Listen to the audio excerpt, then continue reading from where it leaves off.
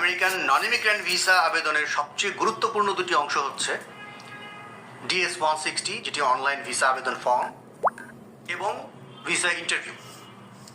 এই দুটি বিষয়েই কঠোর একটি সতর্কবার্তা প্রকাশ করেছে US embassy Dhaka US travel ডগসের ওয়েবসাইটে এবং তাদের ফেসবুক পেজে।